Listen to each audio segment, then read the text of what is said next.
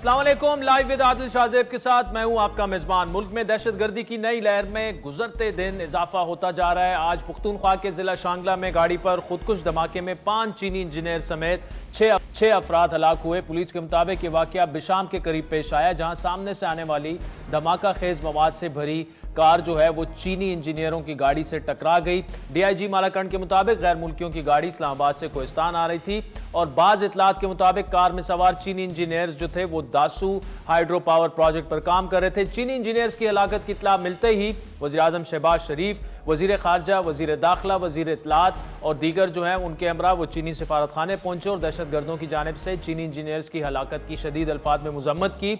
वज़ीर आज़म ने चीनी सफ़ीर को यकीन दहानी कराई कि इस दहशतगर्दी में मुलविस जो लोग हैं उनको जल्द गिरफ्तार कर लिया जाएगा। पुख्तूनख्वा के वज़ीर आला अली अमीन गंडापुर ने वाक़े का नोटिस लेते हुए आईजी से रिपोर्ट तलब कर लिया। पाकिस्तान में चीनी सिफारत खाने की जानिब से बयान के मुताबिक सिफारत खाने और कौंसलेट ने पाकिस्तान ने फौरी तौर पर इमरजेंसी का काम का आगाज़ कर दिया और मुतालबा किया है कि पाकिस्तानी हुकाम मामले की जामे तहकीकात करके जिम्मेदारान को करार वाक़ई सज़ा दें। उन्होंने मुतालबा किया कि पाकिस्तानी हुकाम चीनी शहरियों की हिफाजत के लिए मौसर और अमली इक़दाम करें। चीनी बाशिंदों पर यह पहला हमला नहीं है, इससे पहले भी मुल्क के मुख्तलिफ हिस्सों में चीनी बाशिंदों को दहशतगर्दी का निशाना बनाया जा चुका है। आज का हमला दासू डैम पर काम करने वाले चीनियों को निशाना बनाने वाला दूसरा हमला था। पाकिस्तान के हसास इदारों ने स्वात से जुलाई 2021 में होने वाले जो बम धमाके थे उसमें 2 अफराद को गिरफ्तार भी किया था। दोनों पर मुकदमा चलाया गया, सजाए मौत उन्हें दी गई और इस हमले का मास्टरमाइंड तारिक स्वाति मुबैना तौर पर अगस्त 2023 में अफगानिस्तान में मारा गया था। अब दहशतगर्दी के जो ये नासूर है उससे निपटने के लिए हुकूमत मजीद क्या इकदाम कर रही है, हालिया दहशतगर्दी के पीछे कौन से अवामिल कार फरमा हैं। इसके अलावा आज बड़ा अहम एक पार्लिमानी पार्टियों का इजलास भी हुआ हुकूमती अरकान का और उसमें कुछ और मामलात पर भी बात की गई। गैस की कीमतों में इजाफा जो है उस पर कैसे काबू पाया जाएगा, आवाम को रिलीफ कैसे दिया जाएगा, तमाम मामलात पर बात करेंगे। हमें ज्वाइन किया है वफाकी वज़ीर इत्तलात और ताड़ साहब इस वक्त हमारे साथ मौजूद है। ताड़ साहब, अनफॉर्चुनेटली एक और वाक़या आज हुआ जिसमें चाइनीज इंजीनियर्स को निशाना बनाया गया और चीन ने काफ़ी नाराज़गी का इजहार किया है। इससे पहले गवादर में अटैक हुआ चंद दिन पहले ही। वाकई कंसर्निंग सिचुएशन है इस वक्त और होनी भी चाहिए, लेकिन हुकूमत इसके बारे में क्या कर रही है और कैसे इस पर फुल स्टॉप रखने के लिए इकदाम किए जाएंगे?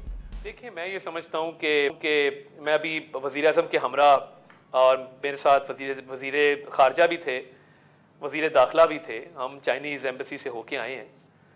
और देखिए, ये बड़ा अफसोसनाक है। आपको याद होगा कि 2018 में हम दहशतगर्दी बिल्कुल ज़ीरो करके गए थे, ये वाक़यात बंद हो चुके थे और कराची का अमन बहाल हो चुका था। ऑपरेशन ज़रबे अज़ब, ऑपरेशन रद्दुल फसाद, बड़ी कुर्बानियाँ दी पाक फ़ौज ने, पुलिस ने, लॉ इन्फोर्समेंट के इदारों ने और मियां नवाज शरीफ की क़यादत में हमने बड़ा एक पुरअमन पाकिस्तान छोड़ा था। मगर एक सरकार उसके बाद आई जिसने कहा कि हम बातचीत करेंगे, हम नेगोशिएशंस करेंगे और उन्होंने यही बेहतर जाना कि ये दहशतगर्द जो हैं इनसे बात कर ली जाए। अब उस गवर्नमेंट की एक अपनी पॉलिसी थी जो बानी चेयरमैन पीटीआई की लेड गवर्नमेंट थी और 2018 में जो दहशतगर्दी हम ज़ीरो करके गए थे, 4 साल में क्या हशर हुआ आप बेहतर जानते हैं, आप ज़्यादा मेरे से वेल इन्फॉर्म्ड हैं। तो हम बिल्कुल पुरअज़म हैं, हमारे हौसले बुलंद हैं और ये दहशतगर्दी के नासूर से बिल्कुल जान छुड़ाएंगे, इसका खात्मा करेंगे।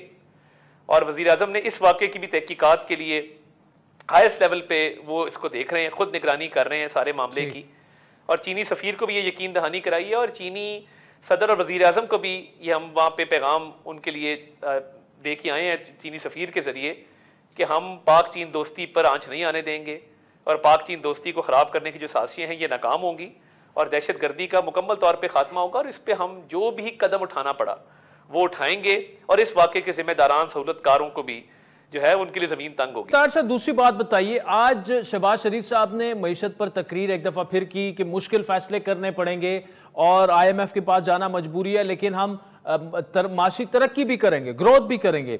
अब साथ में वो ये कह रहे हैं, अब ओगरा ने आपको कहा 145% गैस की कीमतें बढ़ानी है, लेकिन साथ में प्राइम मिनिस्टर साहब कह रहे हैं नहीं जी, ये कीमतें जो हैं वो कैसे बढ़ रही हैं, क्यों बढ़ रही हैं, इसको थोड़ा सा देखा जाए। तो आपको जब पता है ये मजबूरी है ये कीमतें बढ़ाना, तो फिर पॉलिटिकल स्टेटमेंट्स देने की क्या जरूरत है? देखिए, नहीं, देखिए मैं ये समझता हूँ, देखिए वजीर आजम साहब का बड़ा क्लियर विजन है। हाँ, 3 चीजें वो कहते हैं जिसमें कोई IMF नहीं है, कोई उसमें ऐसी चीज नहीं है जो आड़े आए। हुकूमती अखराजात हम कम कर सकते हैं बड़े आराम से, उस पर एक ऑस्टेरिटी कमेटी बनी है, कुछ महकमे हैं बंद होने वाले, कुछ बिला वजह के अखराजात हैं जो दिए जा रहे हैं जिनको बंद किया जा सकता है।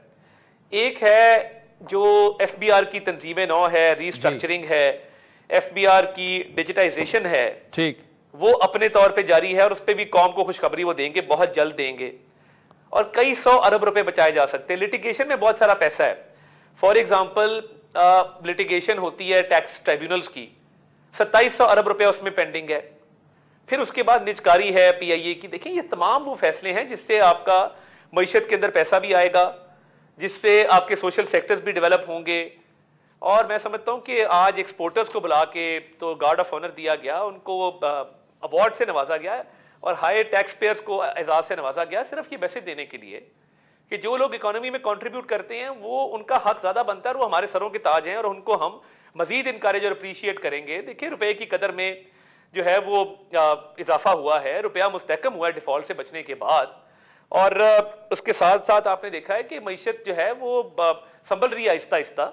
ये तमाम वो स्टेप्स हैं जो लेने पड़ेंगे और अशराफिया जो बोझ उठा सकती है उस पर ज्यादा बोझ डाला जाएगा और गरीब आदमी जो बोझ नहीं उठा सकता उस पर कम बोझ डाला जाएगा।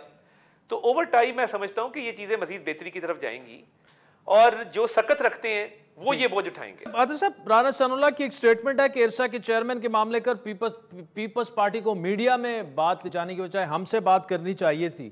पीपल्स पार्टी के साथ मामला ठीक है आपके? जी, पीपल्स पार्टी से मामला बहुत ठीक चल रहे हैं और बड़ी उनसे मुशावरत होती है हर मामले पे। हमारी हाउस कमेटीज़ के हवाले से, नेशनल असेंबली को चलाने के हवाले से, हुकूमत के मामला पे भी उनकी तरफ से फीडबैक आता है। तो मैं समझता हूँ कि ऑब्वियसली उनके साथ एक क्लोज कोऑर्डिनेशन है और ये रहेगी, एक इज़्ज़त तकरीम का रिश्ता है। अब तो वो आईनी ओहदों पर फायज हैं, सदर का ओहदा उनके पास है, डिप्टी स्पीकर का उनके पास है, गवर्नर की अपॉइंटमेंट्स के मामलात हैं, तो उनको कदर की निगाह से देखते हैं, उनकी इज़्ज़त तकरीम करते हैं और मैं समझता हूँ कि उनके साथ अच्छे और खुश असलूबी से मामलात आगे चलेंगे। हाँ बिल्कुल, इरसा के मामले पे उन्होंने जो कहा उसी तरह फिर उस मामले को रिजॉल्व किया गया है। तो मैं समझता हूँ कि बामी मुशावरत के साथ आइंदा भी बेहतर फैसले होंगे और आपस में जो राब्ता है उसको ज़्यादा फाल रखेंगे। कुछ ऑब्जर्वेशन मैं आपके सामने रख रहा हूँ, आप उसकी तस्दीक भी कर सकते हैं, तरदीद भी कर सकते हैं। मोहसिन नकवी साहब अपने लोगों को, सेक्रेटरी से लेकर और बाकी ट्रांसफर पोस्टिंग की बात है, वो अपने लोगों को लाना चाह रहे हैं, वज़ीर आज़म साहब अपने लोगों को लाना चाह रहे हैं। फिर हुआ ये कि मोहसिन नकवी साहब हैज़ प्रीवेल्ड। अब डार साहब के मामले में भी ECC की सरबराही उन्हें दी गई, फिर उनको हटाकर औरंगजेब साहब आ गए।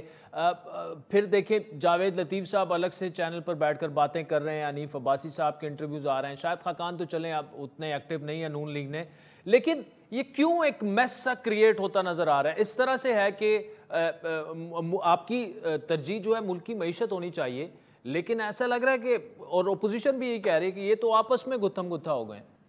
मैं ये समझता हूँ कि मैं तो एक तो अफवाहों में बिलीव नहीं करता, ठीक है, और मैं बड़ा क्लियर हूँ कि मोहसिन नकवी साहब और शहबाज शरीफ साहब के दरमियान कोई ऐसा मामला ना हुआ, ना इस पर कोई बातचीत हुई, ना कोई कन्फ्यूजन था, ना कोई ना इत्तफाकी थी।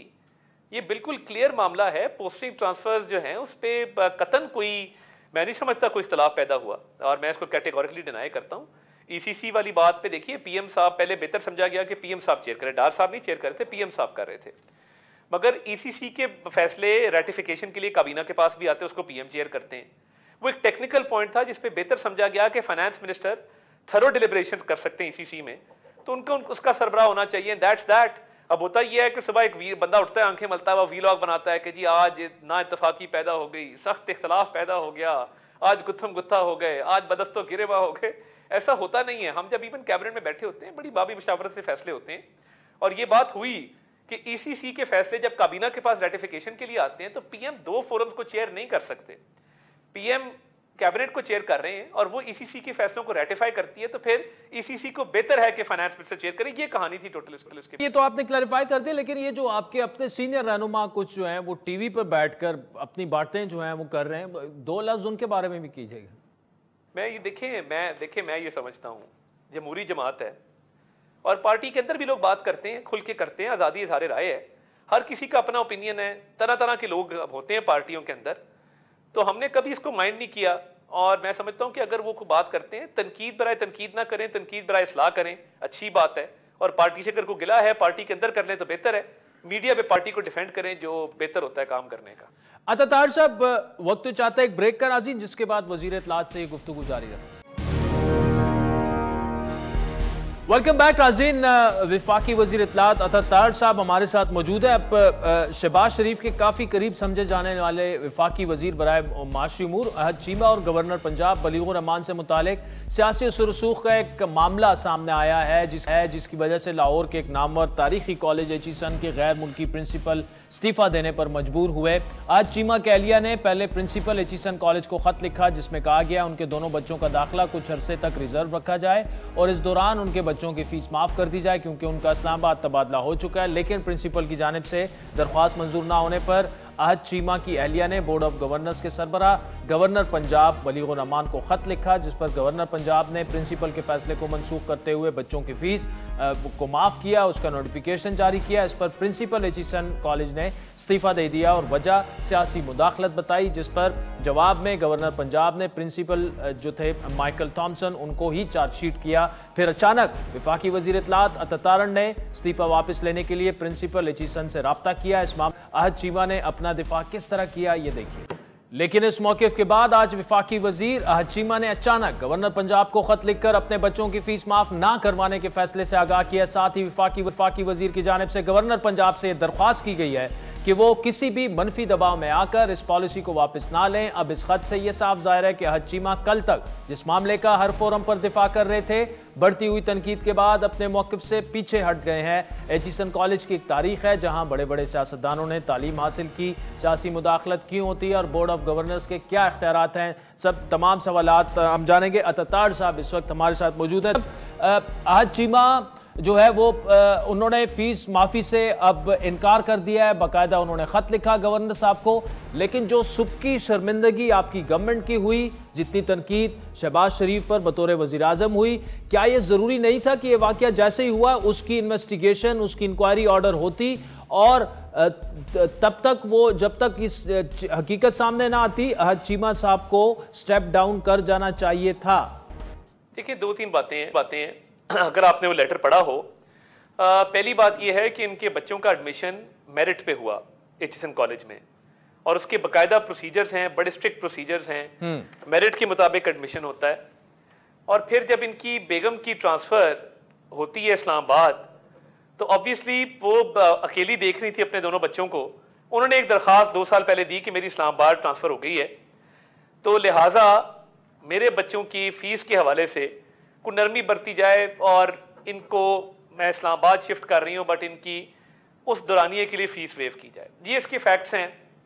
अब ऑब्वियसली जिस तरीके से ये मामला ब्लो अप किया, उसके बाद मैंने भी कल प्रिंसिपल से रब्ता किया और हमारी कोशिश ये थी कि खुश असलूबी से और मामला फहमी से ये हल हो जाए पूरा जो मैटर है। और मैं समझता हूँ कि अहद खान चीमा साहब ने अच्छा फैसला किया कि उन्होंने वो फ़ी वेवर लेने से इनकार कर दिया और उन्होंने कहा कि क्योंकि मैं पब्लिक ऑफिस होल्डर हूँ, और जब ये दरख्वास्त दी गई थी तब वो पब्लिक ऑफिस होल्डर शायद नहीं थे, बीच में केयर टेकर का दौर भी आया, तो उन्होंने कहा जी मैं पब्लिक ऑफिस होल्डर हूँ और मैं ये मुनासिब समझता हूँ कि मैं ये फैसिलिटी ना लूँ, मगर ये फैसिलिटी बाकी बच्चों के लिए रहनी चाहिए। अब देखिए, जब एक कॉलेज में आपका एडमिशन होता है और बड़ी तगो-दौ के बाद होता है, मेहनत के बाद होता है, मेरिट के ऊपर होता है, तो बहुत जगह पे माइग्रेशन की पॉलिसी भी होती है और बहुत जगहों पे फीस में रियायत की पॉलिसी भी होती है। और ये फिर देखिए इंटरनल मैकेनिज्म्स हैं। ये थोड़ा मामला ज़्यादा मीडिया पे हाईलाइट हो गया, मगर कॉलेजेस के बोर्ड ऑफ गवर्नर्स होते हैं और बोर्ड ऑफ गवर्नर्स जो हैं वो पॉलिसी मेकिंग करते हैं, उनको बनाया इसलिए जाता है और गवर्नर बतौर एक पेट्रन इन चीफ होता है उसका। तो मैं समझता हूँ कि all well that ends well. और प्रिंसिपल साहब से भी मेरी कल काफ़ी देर गुफ्तगू होती रही, मैंने उनको भी दरख्वास्त की कि अपना इस्तीफ़ा वापस लें। तो मैं समझता हूँ कि अहद खान चीमा साहब ने अच्छा फैसला किया, बड़ा फैसला किया कि वो भी पब्लिक ऑफिस होल्डर इससे मुस्तफ़ीद नहीं होंगे।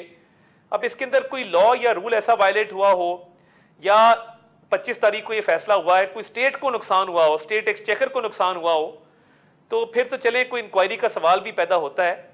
मगर ये फैसला हुआ, साथ ही वो उन्होंने उसको इनकार कर दिया कि मैं ये फैसिलिटी नहीं लेता।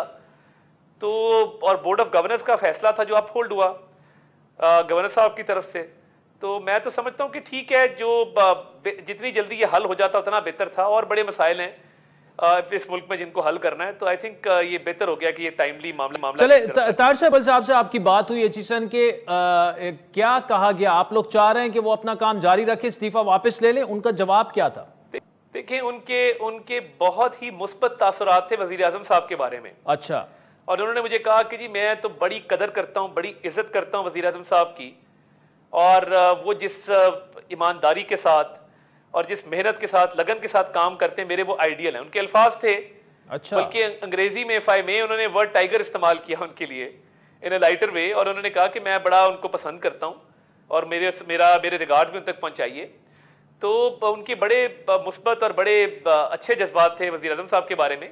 बट ऑब्वियसली वो गवर्नर साहब के फैसले से नाखुश थे, और हमने उन्हें ये कहा कि जी एक ऐसा इंस्टीट्यूशन है, चाहे आपका अगस्त में टेन्योर खत्म हो रहा है, मगर हम चाहते हैं कि आप कंटिन्यू करें और आप इस्तीफा ना दें। तो उन्होंने मुझे कहा कि मैं वैसे भी ब्रेक पे जा रहा हूँ, मैंने बैरून मुल्क जाना है और एक ब्रेक लेनी है। तो मैंने फिर भी उनको सलाह की कि आप बेहतर है कि कंटिन्यू करें और इस्तीफा वापस ले लें। तो उन्होंने कहा मैं भी सोचता हूँ, आप भी सोचें, तो इसका कोई वे फॉरवर्ड बना। वज़ीर आज़म शहबाज शरीफ साहब चाहते हैं और समझते हैं कि उन्हें कंटिन्यू करना चाहिए? जी मैं देखें, मेरी तो राय यही है कि उनको कंटिन्यू करना चाहिए, और उनका टेन्योर ख़त्म होगा और एक सर्च कमेटी भी बनी है जो नए प्रिंसिपल की तलाश कर रही है, और एक सिलेक्शन प्रोसेस चल रहा है। तो जब तक उनका टेन्योर ख़त्म नहीं होता तो बिल्कुल वो कंटिन्यू करें, और अच्छा है कि वो इस इंस्टीट्यूशन में रहें, और मैं इसको मुनासिब जानता हूँ। और देखिए, आहत खान चीमा साहब की भी खिदमात हैं इस मुल्क के लिए, बिजली के मनसूबों से लेके मेट्रो बस से लेके, वो एक फ़र्शनास ब्यूरोक्रेट रहे हैं। 3 साल ना हक उन्होंने जेल काटी है। अब ये तो कोई नहीं पूछता कि जब वो 3 साल जेल में थे तो उनके बच्चे क्या कर रहे थे, और एक बेटा उनका 2 साल का था, एक 3 साल का था जब वो जेल गए। तो 3 साल जब बच्चे बाप से दूर रहे तो वो भी बड़े कर्ब से गुजरी वो फैमिली, तो वो डिज़र्व नहीं करते थे जो उनके साथ हुआ है। एक ऐसे मैटर को आउट ऑफ प्रोपोर्शन उठाया गया, जिसमें मैं समझता हूँ कि पॉलिसी साजों ने एक फ़ैसला किया था, और वो पर्सन स्पेसिफिक नहीं था, वो सब के लिए था कि अगर किसी और का बच्चा भी HSN कॉलेज जाता है और वो माइग्रेट करना चाहता है तो वो फी वेवर से फ़ायदा उठा सकता है। तो वो सबके लिए था। अगर पर्सन स्पेसिफिक होता तो चले फिर भी हम इनको दोष देते, मगर पर्सन स्पेसिफिक था। अच्छा, एक और मैं आपसे शेयर करूंगा। काफी तनकीद ये भी हो रही है कि HSN के बोर्ड में ज्यादातर नून लीग के लोग थे, जिसमें तारिक शफी के फर्जंद इब्राहिम तारिक शफी का भी नाम लिया जा रहा है, जिनको मैं जाती तौर पर जानता हूँ। ठीक है, उनकी फैमिली या रिश्तेदारी वो अपनी जगह पे, लेकिन ना वो नून लीग का कभी हिस्सा रहे हैं, ना उन्होंने इलेक्शन लड़ा है, ना कभी खुलकर सपोर्ट किया है, ना आपके तर्जुमान रहे हैं। तो कम से कम ये जो चीज़ें आपके लोग जो हैं वो आपके एंड पे कम से कम टाइमली क्लैरिफिकेशन इन चीज़ों की तो आप कर दिया करें। अब देखिए, बोर्ड जो बना था तो वो तो या PTI की गवर्नमेंट थी, या उसके बाद जो केयरटेकर गवर्नमेंट आई है नून लीग के दौर में तो नहीं हुआ था, लेकिन ये चीज़ तो आप लोगों को हाईलाइट करनी चाहिए। जी बिल्कुल, आप दुरुस्त फरमा रहे हैं, और आपने हमें हमारी रहनुमाई फरमाई है। मैं बड़ा शुक्रगुजार हूँ, और मैं बतौर वज़ीर इत्तलात भी ये समझता हूँ कि मैं तो रहनुमाई लेता भी हूँ और सुनता भी हूँ। तो PTI के दौर में ही जो है वो बोर्ड तश्कील दिए गए थे, और इसके अंदर देखिए ओल्ड HSonian ज़्यादातर उन पर मुश्तमिल ये बोर्ड है। उमर सैफ साहब हैं, निगरान दौर में वज़ीर रहे हैं। आरिफ सईद साहब हैं, सर्विस इंडस्ट्रीज़ के मालिक हैं। इस तरह के बेशुमार लोग इस बोर्ड में हैं। तो अगर किसी का किसी पार्टी से कोई ताल्लुक है तो वो देखिए, काबिलियत होना, HSN कॉलेज का एक्स स्टूडेंट होना, वो अपनी जगह पे है, और किसी से कोई अफिलिएशन, एक्टिव पार्टिसिपेशन या अफिलिएशन जो है वो अपनी जगह है। मगर बहुत से लोग हैं जो शायद पॉलिटिकली अफिलिएटेड हो, मगर उनकी एक्टिव पॉलिटिक्स से कोई ताल्लुक नहीं है। तो मैं समझता हूँ कि बोर्ड्स जो होते हैं ये मुख्तलिफ गवर्नमेंट बनाती हैं, और ये PTI के दौर में बना, और इसमें इंडस्ट्री के लोग भी हैं, इसमें डॉक्टर्स भी हैं, इसमें बड़े बड़े प्रोफेशनल शामिल हैं। तो मैं नहीं समझता कि बहुत ज्यादा कोई पॉलिटिकल इन्फ्लुएंस है। चले तार साहब, नाज़रीन, वफाकी वज़ीर इत्तलात हमारे साथ मौजूद थे। ब्रेक के बाद बैरिस्टर एतजाज हसन साहब हमें ज्वाइन करेंगे हमारे साथ। वेलकम बैक नाज़रीन। इस्लामाबाद हाई कोर्ट से एक बड़ी खबर आई है, जहां 6 जज साहबान ने सुप्रीम जुडिशल काउंसिल को एक खत लिखा है, जिसमें अदलिया में खुफिया इदारों की मुबैना मुदाखलत और जजेस पर असरअंदाज होने के मामले पर जुडिशल कन्वेंशन बुलाने का मुतालबा किया गया है। इस खत की कॉपी सुप्रीम जुडिशल काउंसिल के तमाम मेंबरान और सुप्रीम कोर्ट के तमाम जज साहबान को भिजवाई गई है। जिसमें अदालती उमूर में एग्जेक्टिव और एजेंसीज की मुदाखलत का जिक्र किया गया है। आपको बताते चले कि जिन जज साहिबान की जानिब से एक खत लिखा गया है उनमें justice Mohsin Akhtar Kiyani, justice Tariq Mahmood Jahangiri, justice Babar Sattar, justice Sardar Ejaz Ishaq, justice Arbab Mohammad Tahir और जस्टिस सुमन रिफत इम्तियाज शामिल हैं। खत के मतन में कहा गया है कि कन्वेंशन से दीगर अदालतों में एजेंसियों की मुदाखलत के बारे में भी मालूमात सामने आएंगी। खत लिखने वाले जजेस ने अपने ऊपर दबाव की कोशिशों पर chief justice Islamabad high court को 2023 और 24 में लिखे खतूत भी शामिल किए हैं। इस अहम तरीन खत की अहमियत और नुकात पर बात करने के लिए हमारे साथ मौजूद है सीनियर कानूनदान बैरिस्टर एतजाज साहब। एतजाज साहब, thank you so much for joining us. Sir, ये खत तकरीबन 6 पेजेस का है, आपकी नज़र से भी गुजरा होगा, जिसमें कुछ उसके चीदा नुकात तो हमने आपके सामने रख दिए हैं, लेकिन पेज 1 पर बल्कि पॉइंट नंबर 2 जो है उसमें मुअज़्ज़िज़ जज साहिबान जो हैं इस्लामाबाद हाई कोर्ट के, वो रिक्वेस्ट ये कर रहे हैं कि शौकत अजीज सिद्दीकी का जो मैटर था सुप्रीम कोर्ट के सामने और उसमें जो फैसला किया गया उसी की रोशनी में जो है इस मामले को आगे बढ़ाया जाए। तो आप इसको बैरिस्टर साहब कैसे देख रहे हैं, कितना ये अहम मामला है? जी, इसमें मैं ये समझता हूँ कि ये जो जज साहिबान हैं, 6 जज साहिबान, सब के सब बड़े मुअज़्ज़िज़ और बड़े आज़ाद बनश हैं और हमें इनका ममनून होना चाहिए कि उन्होंने किसी इशू को उठाया है। किस इशू को हमें नजर आता रहा है, आखिरकार हम भी इसी बरादरी से हैं और हम भी इनके ये बहुत सारे हमारे जो जज साहिबान आपने जिनके नाम भी लिए हैं, हमारे कुलीग भी रहे हैं, हमारे साथ वकालत भी करते रहे हैं और बड़े मैं जानता हूँ कि ये असहाब बड़े ही एक बाशऊर और बाज़मीर अफराद हैं। ये इस तरह कोई खत लिखने की इज्तिमाई तौर पे भी जरूरत नहीं करता इस मुल्क में, हमारे मुल्क में, कि वो ये खत इस तरह का लिखते। और सुप्रीम जुडिशल काउंसिल बिल्कुल मौजूद इदारा है जिसको लिखना इनका बड़ा जायज और बड़ा साहिब इकराम, क्योंकि सुप्रीम जुडिशल काउंसिल कोई चीज सदारत करते हैं चीफ जस्टिस ऑफ पाकिस्तान, जो आजकल काजी सईद ईसा साहब है, फिर 2 सीनियर मोस्ट जजेस जो है वो उस पे बैठते हैं और जो 2 सीनियर मोस्ट जजेस ऑफ द सुप्रीम कोर्ट, उनमें अब मंसूर अली शाह साहब है और बंदोखेल साहब है। ये दोनों इंतहाई एहतराम के वाजिब है इनसे और दोनों बड़े नॉलेजेबल। और पीछे आपने देखा कि कितनी अच्छी और बोल्ड जजमेंट दी है मंदोखेल साहब और मंसूर अली शाह साहब तो वैसे ही जाने पहचाने हैं for human right, for causes of environment. इसके बाद 2 senior chief justice high court के, वो भी इनके साथ होंगे। तो ये 5 जजेस एक अरूज और टॉप ऑफ द लाइन लोग हैं इस पेशे में और खासकर जुडिशरी में।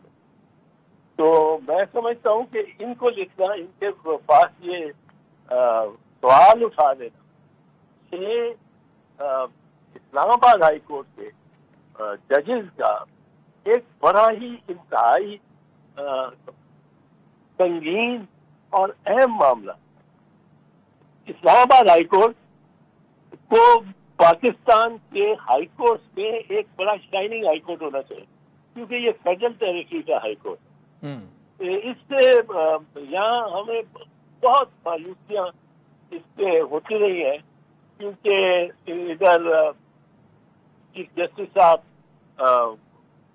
बैठ जाते रहे केसेस पे और बड़ी देर तक स्टे दिए बगैर, और उस स्टे के दौरान इलेक्शन कमीशन अपनी मनमानी मान रही है और दीगर इदारे भी जो करना चाह रहे हैं कर रहे हैं, और ये खामोश बैठे रहे हैं। इनको इस्तदा की जाती रही है कि आप इस वाक़े से पहले कुछ इस मामले में मुदाखलत करें, लेकिन इधर से भी जरा एक लिहाज से कमजोरी पाई गई। अब ये जो मेजॉरिटी है सुप्रीम इस्लामाबाद हाई कोर्ट की, ये 6 जजेस, ये इनकी जानिब से मैं समझ सकता हूँ इनको क्या तकलीफ हो और इनको दुख होगा उसका। और इन्होंने जो पेश किया, मैंने खत सारा नहीं पढ़ा, तो मैं इस बारे में एक लिहाज से हैंडीकैप हूँ और मैं पढ़ना चाहता हूँ। ये बड़ी तारीखी दस्तावेज है, बज़ाहिर बहुत तारीखी दस्तावेज, और बड़े सगीर में इसकी मिसाल कोई मिलती होगी। और ये शौकत, मैं एक और आपको बता दूं वाकया, जब इफ्तिखार मोहम्मद चौधरी साहब का केस चल रहा था तो 13 जजेस सुप्रीम कोर्ट के बैठे हुए, 13 जजेस सुप्रीम कोर्ट के और उसकी सदारत उस बेंच की कर रहे थे खलील रमदेसा। अब खलील रहमान रमदेसा चीफ जस्टिस इसमें नहीं बैठ सकते थे, टॉप सीनियर जजेस नहीं बैठ सकते थे क्योंकि वो रिस्पोंडेंट्स थे उस पिटीशन में मैंने की जी। अब उसमें शिकायत हमने की एक मरहले पे आकर कि ये जो इंटेलिजेंस एजेंसी है, ये जजेस के सारे जो फोन है उनको बग कर रहे। अब सुप्रीम कोर्ट उन जजेस को हमने इस बात पे माइल कर लिया कि इससे इंक्वायरी कराएं और पता लगा कि सब जजेस के टेलीफोन पे कुछ न कुछ ये खुफिया उनकी रिकॉर्डिंग वगैरह हो रही। सुप्रीम कोर्ट ने उस पे इंटेलिजेंस ब्यूरो के चीफ को कहा कि आप खुद जाके ये सारे डीबग करेंगे इन सारी जुडिशियल कॉलोनी के घर और टेलीफोन, और कुछ जुमले जरा सख्त भी अदा किए, लेकिन उसमें कोई किसी की जिम्मेदारी नहीं ठहराई कि जिसने ये किया उसके पीछे तक नहीं गए सुप्रीम कोर्ट के चले वो क्या हो गए उसकी बिना पर, क्योंकि वह हाथ उन्होंने सॉफ्ट रखा। ये हाथ सॉफ्ट रखने की बात नहीं, ये बड़ी सीरियस बात। ठीक है। और अगर इस्लामाबाद हाई कोर्ट के जजेस को ये इसकी शिकायत है तो इस पे बड़ा सीरियस व्यू लेना चाहिए जुडिशरी। ठीक है, चले। ये एक तो हाई कोर्ट से नहीं होगा, ये सबका ही होगा, सबका ही होगा। ठीक है, चले।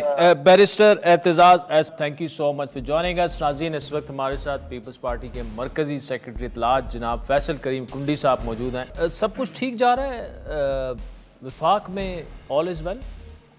बिस्मिल्लाहिर्रहमानिर्रहीम। अभी तो ठीक है, अभी कुछ दिन हुए हैं, शुरुआत हुई है तो। अच्छा, राना साहब की एक स्टेटमेंट आई है कि जी इरसा के चेयरमैन वाले मामले पर कि जी उनको पीपल्स पार्टी को मीडिया में जाने से पहले हमसे बात करनी चाहिए थी।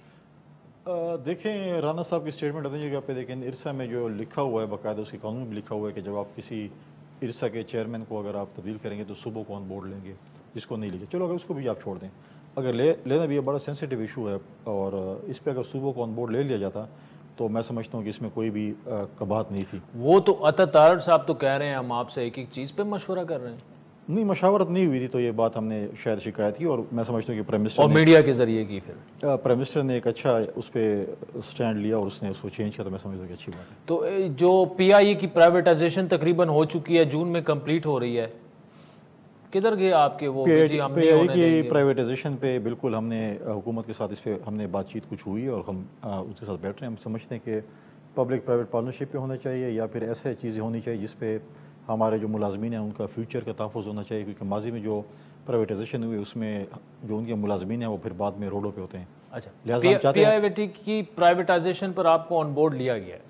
हम बातचीत पे हैं उनके साथ। अच्छा, ऐसे ना हो कि कल को इरसा के चेयरमैन की तरह फिर आप गिला कर देंगे, नहीं जी ऐसे नहीं, हम इंशाल्लाह जो भी होगा इरसा का एक और इशू है, पीआईए का एक और इशू है, वो एक स्टेप वाइज इरसा का अचानक एक नोटिफिकेशन हुआ जिस पर हमारा एतराज़ हुआ, लेकिन ऐसी कोई चीज़ नहीं होगी। इंशाल्लाह हम कोऑर्डिनेशन के साथ ही कोशिश करेंगे हुकूमत को चलें। ये जो गवर्नर्स हैं पंजाब के और केपी के, ये सेनेट के बाद फौरन अनाउंस हो, अभी तक अनाउंस क्यों नहीं हुआ? हो जाने चाहिए उस पार्टी लीडरशिप ने फैसला करना है जब भी वो बेहतर वो तो कर लिया ऑलरेडी।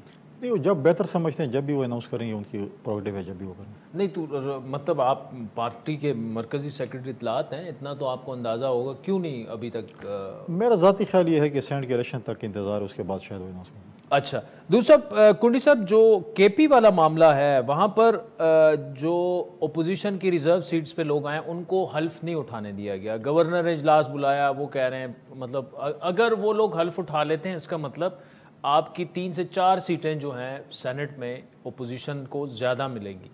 5 तो क्या करेंगे, स्ट्रैटेजी क्या है उसके लिए? देखें, सुन्नी इत्तेहाद कौंसिल या फॉर्मर पीटीआई बातें बड़ी आइन की, कानून की, बालादस्ती की बात करते हैं, इधर आकर आइन की किताबें में दिखाते हैं, बाकी असम्बली में दिखाते हैं। जब केपी की असम्बली की बात आती है तो आज वो रिजर्व सीटों पे ख़वातीन को और अक़लियत को वोट का हक़ से महरूम कर रहे हैं और उनसे ओथ नहीं ले रहे हैं। हम हाई कोर्ट में भी गए हैं, आज भी हियरिंग हुई है, कल दोबारा उसकी हियरिंग है, सेक्रेटरी असम्बली को बुलाया, उनसे भी उन्होंने राय तलब की है। तो फिर अगर वो ऐसी बातें करते हैं तो फिर यहाँ पर आइन और कानून की बातें ना करें ना, फिर अपने लिए सब कुछ मतलब है कि हलाल है, दूसरों के लिए हराम है। लिहाजा वो इससे खाइफ हैं कि अगर वो ओथ ले लेते हैं तो उनको बड़ा धचका मिलने वाला है, बहुत सी सीटें उनसे जाने वाली है सेनेट की। तो इसलिए अपने उसको अपनी नाहिल को छुपाने के लिए वो चाहते हैं कि ओथ ना हो और ये चीज़ें इसी तरीके से चले जाएँ। तो ये तलब महमूद साहब जो है कब से भुट्टोइज़म के नारे लगाना शुरू हो गए? 24 साल उधर रह के उनको मौलाना का ATM बुलाया जाता था, एक ही दफ़ा रात को उन्होंने ख्वाब देखा और सुबह जो है वो शामिल हो जाते। नहीं, ख्वाब उन्होंने रात को नहीं देखा, वो काफ़ी अरसे से पाकिस्तान पीपल्स पार्टी के साथ रब्ते में थे। अच्छा, पिछले हफ्ते कुछ अर्सा पहले भी जब बिलावल साहब मुल्क से बाहर जा रहे थे उस वक्त भी उनके साथ रब्ते में थे। कुंडी साहब इलेक्शन मौलाना के टिकट पर लड़ाया और पीपल्स पार्टी से रब्ते में थे। तो हम देखिए, हमारे तो रब्ते हर किसी के साथ, हमारे तो PTI के दोस्तों के साथ भी है, PMLN के साथ भी है, जमीयत के साथ भी है, ताल्लुक और वास्ता तो अपनी जगह पे है, सियासत अपनी जगह पे है। जब उन्होंने देखा, आज उन्होंने प्रेस कॉन्फ्रेंस में कहा कि ठीक है मौलाना साहब की जमात एक सूबे तक महदूद है, पाकिस्तान पीपल्स पार्टी पूरे मुल्क में है, तो यानी उनको 24 सालों में ख्याल आया कि मौलाना की जो पार्टी है, बंदा हमारे वो सिर्फ सूबे तक महदूद है। नहीं आए, अगर उन्होंने देखा कि पाकिस्तान पीपल्स पार्टी में अच्छा किरदार अदा कर सकते हैं तो आप क्यों इस पे? नहीं, मुझे इशू नहीं है, मैं तो आपसे वैसे आपको भी ताल्लुक खैबर पख्तूनख्वा से मुझे पता है, नहीं वो वो मतलब जो उनका एक इम्प्रेशन एक था तासुर कि जी वो उनको कहा जाता था वो ATM है, जिस भी वो आपकी भी ATM होंगे? हमें ATM की जरूरत नहीं। अच्छा, वजह उसकी क्या है आपको ATM? नहीं, हम ATM बातें होती है, लेकिन पाकिस्तान पीपल्स पार्टी को मैं नहीं समझ कि ATM की जरूरत है ना। तो अब उनको वहां से सेनेट का टिकट आप लोगों ने दिया है KP से जी। आपके 3 कैंडिडेट्स हैं, रुबीना खालिद हैं, 4 हैं टोटल। MPs कितने थे आप? हमारे पास 11 हमारे पास हैं। नहीं 11 नहीं थे, कितने? नहीं, अगर मुतहदा, अब तो 11 हो गए। नहीं, मुतहदा पोजीशन की अगर बात करें तो हमारे पास 52 मेंबर हैं। अच्छा, नहीं उनके तो अपने कैंडिडेट्स भी हैं ना? अपने भी, हमने भी 4 कैंडिडेट लॉन्च किए हैं। हम अभी देखते हैं कि हम कौन कौन से किस किस सीट पे हम जो है। मैं इसलिए कह रहा हूँ 18 में पीपल्स पार्टी ने सरप्राइज दिया था और खान को 20 MPs अपने सैक करने पड़े थे। देखें, सरप्राइज तो हमेशा इलेक्शंस में होता रहता है। अच्छा, तो सरप्राइज तो क्या पता सरप्राइज हो। अच्छा, जो कागजात नामजदगी मंजूर हुए हैं PTI के रहनुमाओं के, आजम स्वाति साहब हैं, मुराद सईद साहब हैं, 3-4 और लोग हैं, अच्छी बात हुई है कि मतलब अच्छी तरफ बात जा रही है। हुए तो हमें तो कोई एतराज़ नहीं है। एतराज़ पहले भी अदालतों को था, तो इजाज़त भी अब अगर नहीं है तो अदालतों ने इजाज़त दी है। फिर ये अदालतों का जब इनके फेवर में फैसला नहीं आता फिर कहते हैं अदालतें ऐसी हैं, अदालतें वैसी हैं। हाँ। अब इनके हक में आ गया, अब तो कुछ नहीं कह रहे हैं। अच्छा, आखिर में कुंडी साहब, जो इस वक्त इकोनॉमिक सिचुएशन है ऑब्वियसली काफ़ी टफ है। नून लीग के अपने लोग जो हैं वो टीवी पर बैठकर, अब फॉर एग्जांपल अपने जावेद लतीफ़ साहब हैं, फिर उसके बाद अनीफ अब्बासी साहब का इंटरव्यू आया, ख्वाजा आसिफ साहब अलग से बोल रहे हैं, शायद खकान साहब मिफ्ता जो हैं वो इतने एक्टिव तो अब पार्टी में नहीं है, वो अलग से बोल रहे हैं। ये जो पूरी एक सिचुएशन होगी, क्या पीपल्स पार्टी कंसर्न नहीं है कि यार मामलात मसाइल कुछ हो रहे हैं और इधर तो आपस में गुत्तम गुत्ता है ये मामला। मैं समझता हूँ कि PMLN की लीडरशिप अपने मामला जो है वो ठीक कर लेगी। खाका नवाज साहब तो इस वक्त भी PMLN का गालिबा हिस्सा नहीं है, वो अपनी, मैं देख रहा था, अपनी पार्टी बना रहे हैं। बाकी जो 3-4 हैं, मैं समझता हूँ कि इनका इंटरनल मसला है और PMLN की लीडरशिप आपस में बैठ के इस मसले का हल निकाले, क्योंकि हम तो उसमें इंटरफेयर नहीं कर बिल्कुल कंसर्न है, क्योंकि मुल्क की जो सूरत हाल इस वक्त है इकनॉमिकल या पॉलिटिकल या दहशतगर्दी के हवाले से अगर आप देखें वो एक और तरफ है, और इंटरनल अफेयर जो इंटरनल जंग इनकी है PMLN की वो जगह पे। आज अभी इस्लामाबाद हाई कोर्ट के 5-6 जज साहिबान ने जो है एक ख़त लिखा है जुडिशल कमीशन ऑफ पाकिस्तान को, जिसमें उन्होंने सिक्योरिटी एजेंसीज की भी और बाकी एग्जेक्टिव के लोगों को भी इंटरफेरेंस की बात की और इंटिमिडेशन का वर्ड इस्तेमाल किया। फिर वो ये भी कहते हैं कि जिस तरह जस्टिस शौकत अजीज़ सदीकी के केस में एक फ़ैसला है सुप्रीम कोर्ट का, गुज़श्ता हफ्ते ही वो आया, उसी की जो है रोशनी में जुडिशल कमीशन का इजलास बुलाया जाए और इस मामले को देखा जाए। बड़ी अहम डेवलपमेंट है ये जुडिशरी, बहुत ही अहम डेवलपमेंट अभी रिसेंटली आज ही हुई है और बड़ी अहम है, बड़ी अलार्मिंग है। इसको डेफिनेटली जो है उसको देखा जाए, क्योंकि बहुत ज़्यादा जजों ने ये चीज़ लिखी है और उनको कंसर्न है। इसको definitely chief justice of Pakistan को एड्रेस करना चाहिए और कौम को बताना चाहिए कि क्या चीज़, इस पर क्या हकीकत है क्या नहीं। फैसल करीम कुरनी साहब, thank you so much for joining us. और जब ऐलान किया जाएगा गवर्नरशिप का तो ऑब्वियसली आपका नाम भी उनमें शामिल है, तो आई होप कि जब आप गवर्नर अगर तो बन जाते हैं, अगर आपकी पार्टी का ये फैसला है, तो फिर भी आपसे मुलाकात होती रहेगी इंशाल्लाह। थैंक यू नाज़रीन। वक्त तो चाहता है एक ब्रेक का, जिसके बाद अफगानिस्तान के मामला पर बात करेंगे। वेलकम बैक नाज़रीन। पाकिस्तान और अफगानिस्तान के ताल्लुकात में तनाव, टकराव या बढ़ती हुई अदम एतमादी की फ़िज़ा दोनों ममालिक का ही मसला नहीं, बल्कि इसके असरात मजमूई तौर पर ख़ित्ते पर भी पड़ रहे हैं। हमसाया ममालिक के दरमियान सरमेरी तो चल ही रही थी, लेकिन रवा माह के वस्त में अफगानिस्तान की सरजमीन से शुमाली वजीरिस्तान में मीर अली की सिक्योरिटी चेक पोस्ट पर जो हमला हुआ, इसमें 7 पाकिस्तानी फौजी शहीद हुए, जिसके जवाब में 18 मार्च को पाकिस्तान एयरफोर्स की जानिब से भरपूर जवाबी कार्रवाई की गई, जिसमें अफगानिस्तान में कलअदम TTP से जुड़े अहम कमांडर और 16 मार्च को होने वाले दहशतगर्द जो हमले थे, कार्रवाइयाँ थी, उनके मास्टरमाइंड हाफिज गुल बहादुर के ठिकानों पर वहाँ पर फ़िज़ाई हमला किया गया, जिसमें 2 दहशतगर्द हलाक हुए। उसी रोज़ पाकिस्तान एयरफोर्स की जानिब से अफगानिस्तान के सूबे खोस्त में हसन गुल अलमारूफ तूफ़ान को भी उनके ठिकाने को निशाना बनाया गया, जिसमें TTP के अहम कमांडर नेमतुल्लाह उस जाकिर समेत 4 दहशतगर्द हलाक हुए। जबकि तीसरी कार्रवाई में TTP के कमांडर फरमान उर्फ उक्रमा के ठिकाने को निशाना बनाया गया, जिसमें 3 दहशतगर्द हलाक हुए। मजमूई तौर पर उस रोज़ मौलवी जहाद यार, समीउल्लाह और कारी आबिद समेत तकरीबन 18 के करीब दहशतगर्द हलाक हुए। जबकि हाफिज गुल बहादुर ग्रुप के डिप्टी जो हैं मुफ्ती सादिक नूर उर्फ तल्ला के ज़ख्मी होने की भी इतलात हैं। पाकिस्तान का हमेशा से मौक़िफ़ यही रहा है कि पाकिस्तान में होने वाली दहशतगर्दी के वाक़यात में बराह रास्त TTP मुलव्विस है। इसके लिए अफ़गान सरजमीन इस्तेमाल की जा रही है। अफ़गान हुकूमत को मुतअद्दिद बार अपने खदशात का इज़हार भी किया जा चुका है। इस पर तफसीली गुफ्तगू करेंगे। हमारे साथ मौजूद हैं जनाब मोहम्मद अली साहब, एनालिस्ट हैं। मोहम्मद अली साहब, बहुत शुक्रिया। आज एक और वाक़या हुआ जिसमें 5 चाइनीज़ इंजीनियर हाथ से जान से हाथ धो बैठे हैं। हम सब कंसर्न्ड हैं, चाइनीज़ भी कंसर्न्ड है। एक तो इन अटैक्स में इजाफा क्यों हो रहा है, और दूसरा जो पाकिस्तान एयरफोर्स ने भरपूर कार्रवाई की उससे TTP कितनी कमज़ोर हुई? बहुत शुक्रिया शाजिद। देखें, मैं मुख्तसरन इसका ये जवाब दूंगा। पहली बात यह है कि as a Pakistani I think my sincere condolences with the Chinese friends, और कि उन्होंने पाकिस्तान की तरक्की और खुशहाली के लिए जो वो यहाँ पे काम कर रहे थे वो हलाक हुए, तो यकीनन हमारे लिए बहुत दुख का मुकाम है, उनके दुख में शरीक हैं। और आई थिंक ये बहुत टाइमली इनिशिएटिव था प्राइम मिनिस्टर का कि वो चाइनीज एम्बेसडर से मिले और उन्होंने उनके साथ इज़हार ताल्लुक़ किया। अब हम आते हैं इसकी वजूहात, मकासद और असरात के ऊपर। आपकी बात से मैं अग्री करता हूँ कि जो ये वाक़यात हैं इसका ताना बाना बदकिस्मती से अफगानिस्तान की मौजूदा हुकूमत से डायरेक्टली और गहरे अंदाज में मिलता है। और जो टारगेट्स और टाइमिंग का चुनाव है वो भी ये बात साबित करता है कि जो लोग इन हमलों में मुलव्विस हैं उनका ऑब्जेक्टिव जो है बुनियादी तौर पे चीन के पाकिस्तान के ऊपर एतमाद और इस दोस्ती के रिश्ते को नुकसान पहुंचाना है डायरेक्टली, ताकि चीन जो है पाकिस्तान के ऊपर एतमाद करना छोड़ दे और यहाँ पे उसके मफादात और इन्वेस्टमेंट जो है उसमें कमी लाई जाए।